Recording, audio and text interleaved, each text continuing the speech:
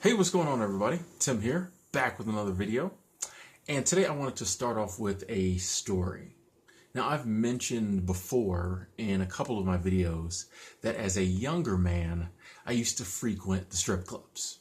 Like, really enjoyed my strip clubs. This was probably when I was, 19 to about 25, 26 maybe.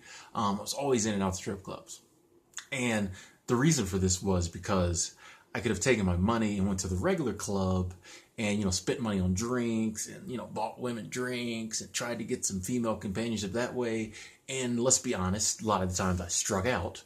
Or I could go to the strip club, spend the same amount of money, and even though the companionship might not have been as real, I was guaranteed to have some, female companionship. So I used to spend a lot of time in strip clubs.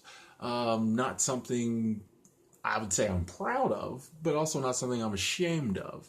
It was just kind of what I needed to do at the time, I guess. As I've gotten older, the desire to go to strip clubs has kind of went away. I mean, would I go to one? Maybe, but I don't know if I've been to one in 10 years. It's just not, doesn't interest me like it used to.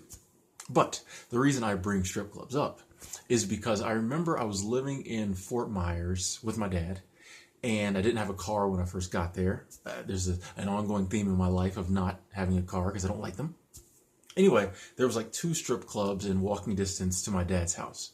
So I would, walk to the strip club, get wasted, and stumble back home, pass out on my dad's couch.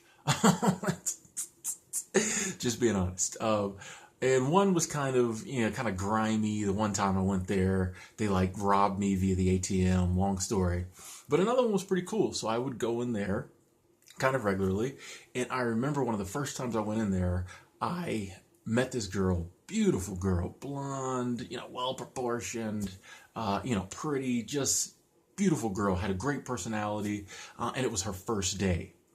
So, guys, there's a little tip. If you're going to be, all in and out the strip clubs, cozy up to the strippers on their first day. They'll be friends for life because they're, nervous, awkward the first day. If you can be that shoulder to lean on, you got them. Anyway, it was her first day. And I went over there when she was dancing, gave her a little tip money. She came and sat by me. We talked a little bit. I don't know if I had a lap dance. I don't remember. But we talked for a while. Come to find out, like I said, it was a first day, and she was one of the rare cases of woman in a strip club working that was doing it for, to pay bills, go to college, things like that. You could tell she didn't really want to be doing it, but she was like, this is the quickest way I know to get money. I can go to school, better myself. You hear that a lot, but this girl I really believed. That was her story, and you could tell she wasn't the type of girl that had been raised around this type of environment. Like I said, she was super nervous. Anyway, I couldn't get too close with her because there was this waitress working there that I was trying to really holler at. So I was, I was cool with her. And every time I came in kind of after that, we'd sit down, I'd talk to her, we'd speak. There was she knew who I was, I knew who she was. I wouldn't say we were friends, but there was a kind of rapport there. She was a nice girl, I was a nice guy, kind of that deal going on. Anyway, I ended up meeting a woman outside the strip club, and we kind of dated. So I stopped going to the strip club for a while, kind of trying to do that thing there. And side note, never got with the waitress. I blew that. Yeah, anyway, screwed that up. I don't really remember how, but anyway, screwed that up. Anyway, hadn't been in the strip club for a while. Came back maybe 6 months later. Was on the rocks with my new friend. So I said, I'm gonna go to the strip club. I went back in there, and I saw the girl that I, met on her first day. And she was a totally different person. Just obviously on some type of pills or something, or coke or something. Probably not coke, but probably pills or something. Stumbling around. She was intoxicated too. Her face had just totally changed. She wasn't near as pretty. I mean, you could look at her and you could tell that her soul was slowly being sucked out of her. You could tell that the stripping and whatever else might have been going on was slowly sucking the soul out of her. And that's why she had turned to the addictions. That's why she was, on drugs at work. the whole story, I could read the whole story on her face, and it was so sad. So sad that that's why years later, I don't know, maybe 10, 15 years later, I forget how long it's been, I still remember this girl because it was such a drastic change, the person she was to the person she became in like 6, maybe 8 months time. And it was so sad. Like, she didn't even recognize me. Like, it was bad. One of the kind of the worst strip club stories I have, and I have a lot. I mean, I've seen this played out before.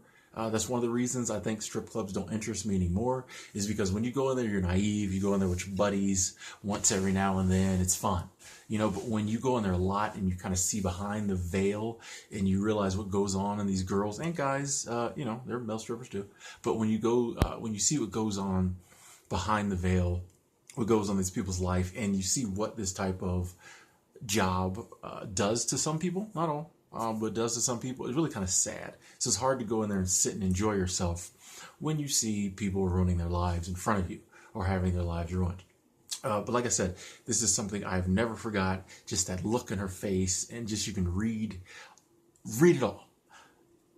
Another time I see the same look, another time I can look at someone and read on their face, you know, what is going on, that their soul is slowly being sucked out of them, is when I see people coming out of their jobs, especially like corporate jobs, or basically any job someone does that they hate. I see people with respectable jobs, and they're leaving work or they're at work, and they have the same exact look on their face. You can tell that their soul is slowly being sucked out of them because they are getting up every day, going to a job they hate, mingling with people they really don't like just to get money. Which, as I was thinking about this earlier, is exactly the same thing the stripper was doing. And it's weird because we look down on her. We would judge her. Oh, she shouldn't be being a stripper. She shouldn't be doing all that stuff she's doing in the back room. She should have the courage to find a job where she doesn't have to do all that. But we'll turn around and go to a respectable job and do exactly the same thing. Make no mistake. If we, and I'm saying we because I'm putting myself in this, if we, you or I, are out there going to a job we do not like, interacting with people we cannot stand, just to make money to pay our bills, and then typically, if we really hate it, to support our addictions, then we are hoeing it up too. We might as well be working the stripper pole. We might as well be out there prostituting, being on the hoe track, whoring it up, because it's the same exact thing. Our souls are being sucked from us. We are being robbed of our time and our energy by people we really don't care about and don't want to be around. It's the same thing. But we look down on someone who might be a stripper or a hoe or a prostitute or a slut, whatever you want to call them, because they're doing like sex work. And I do believe that robs your soul quicker. But the analogy still holds true that anytime you're doing a job that you cannot stand, have to be around people you don't like, even though they may not be touching you sexually, they're touching you emotionally. They're all over your body emotionally. It's the same thing. It is the same thing. You are hoeing it up. You're prostituting yourself. You're selling your soul to pay your bills and your addictions. I keep saying addictions because it's stuck in my mind with this girl, how she was, I could tell she barely drank when she first got there.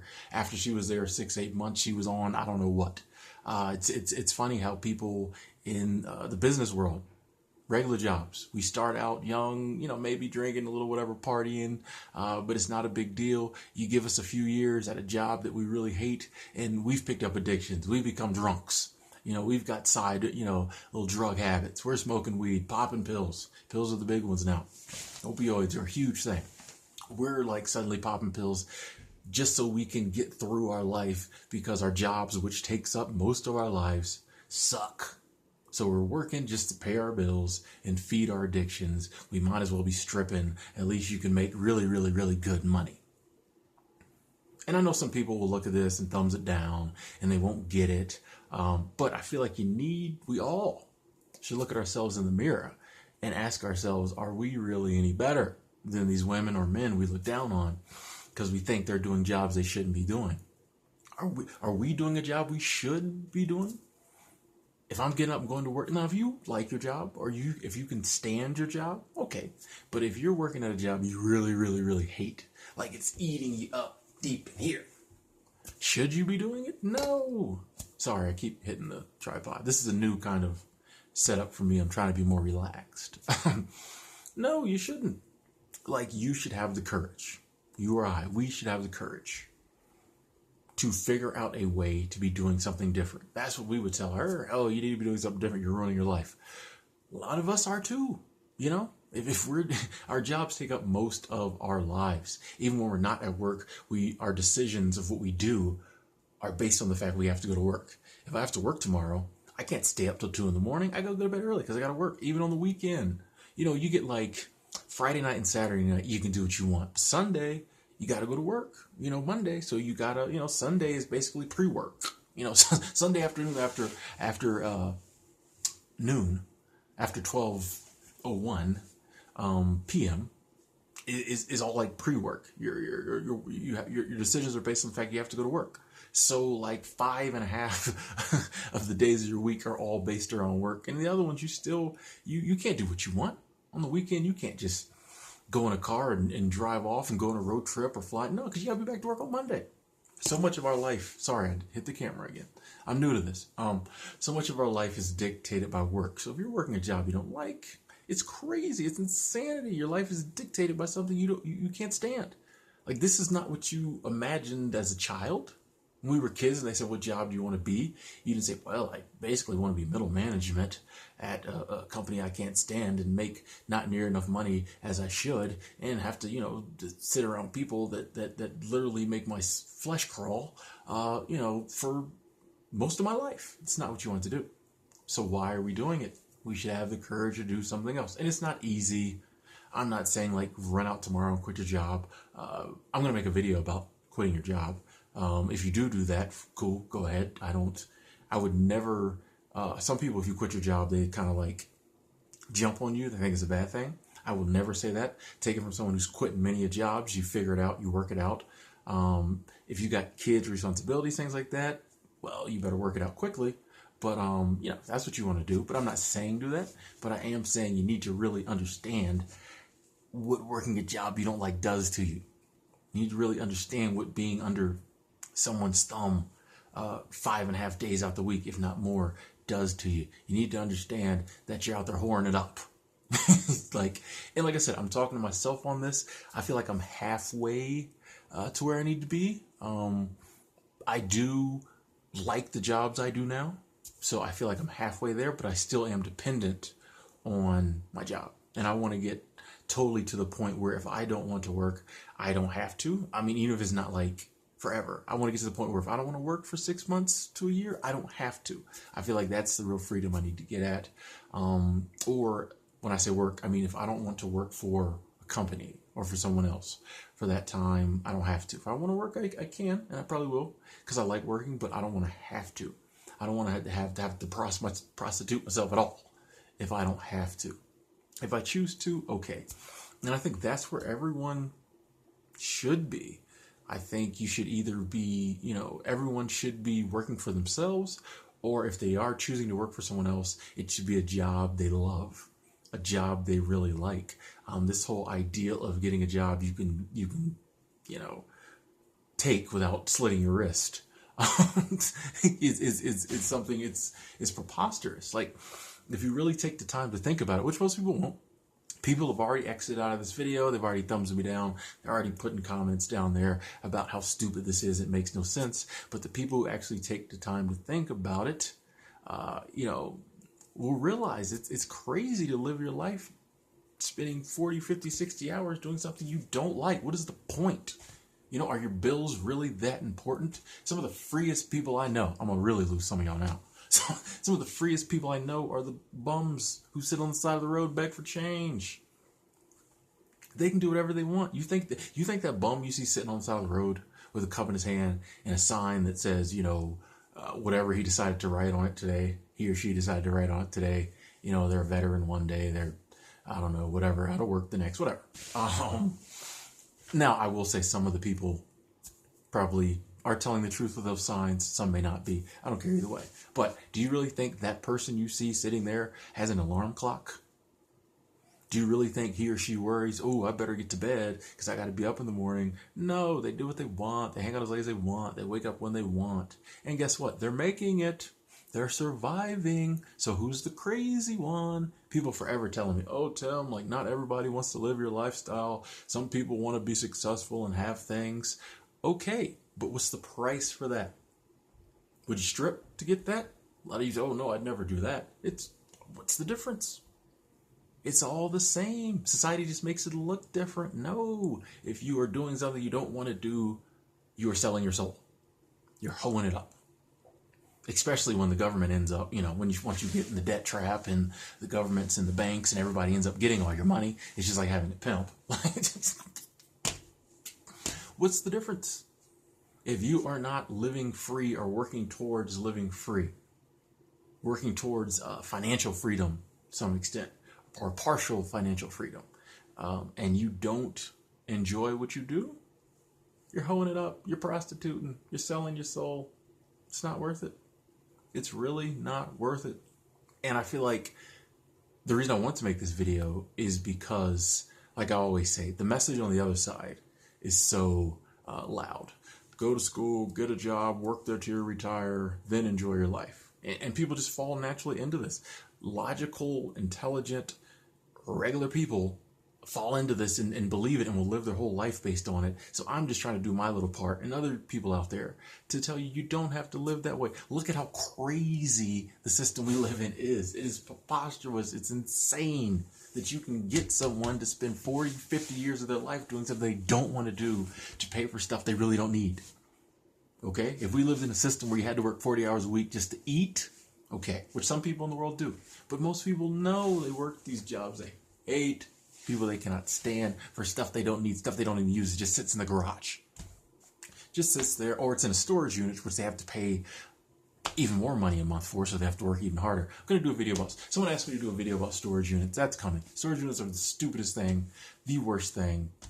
Anyway, so yeah, it's preposterous. If aliens came down and looked at the earth, they wouldn't see any difference between what you do and what that girl from the strip club's doing out on stage and in the back rooms. Wouldn't see any difference. Both of them hate their jobs. Both of them are doing things that are, robbing them emotionally, making them feel like less of a person, that doing things that we weren't designed to do. I'm a firm believer in that. I feel like sex work is just something you're not designed to do, but so are a lot of these corporate America jobs. We weren't designed to sit cubicle behind a computer 10 hours a day. It's insanity. If you don't like it. If you like it, cool. But if you don't like it, that's prison. Aliens looking down, they'd be like, this is crazy. Why are these people doing this? So I'm making this video and others to try to wake some people up. If one person sees this and goes, you know what? Tim might have a point. Sometimes he's a little wrong. He keeps hitting the camera with his hands because he moves around like a maniac. But he might have a point. That's all I want. If you can touch one person, like Fabulous said, what's the use of retiring if you still inspiring? So if I can inspire, one person, two people, let's be honest, 200 if I could, then it's worth making these videos. And like I said, y'all can't see it, but there's a mirror behind me over there. I'm looking in the mirror at myself, trying to tell myself Tim, get yourself in a situation where you are in control of your financial future. Money's not everything, but if you're going to have to work for it, have it be something you enjoy doing, have it be something you don't always have to do, something that you have control of. Then you're not selling your soul. Then you get to keep your soul. You're in control of your soul. And then that's living. That's life. That's what we are put here to do. This pseudo life that most of us live is not why we were put here. We're not put here to pay bills. We're not put here to get in debt and then try to dig ourselves out of it before we die of a heart attack. That is not why we were here. We were put here to live, to enjoy life, enjoy nature, enjoy the camaraderie with our friends and family, eat good, drink good. Put here to enjoy life. That's what it's all about. Not just blindlessly prostituting yourself to pay for your bills and for your addictions. I'm Tim. Thanks for watching. In the comment box below, please let me know what you think. If you think I'm totally crazy, if you get it, if you're woke, if you're on that path to finding some freedom on your own, of a financial aspect, whatever it is you want to say. Leave in the comment box below. I read all the comments. I have the app on my phone, YouTube Studio, so I read the comments all throughout the day. Don't always get to respond, but I do read them. I appreciate them. Thanks for watching. Talk to you later.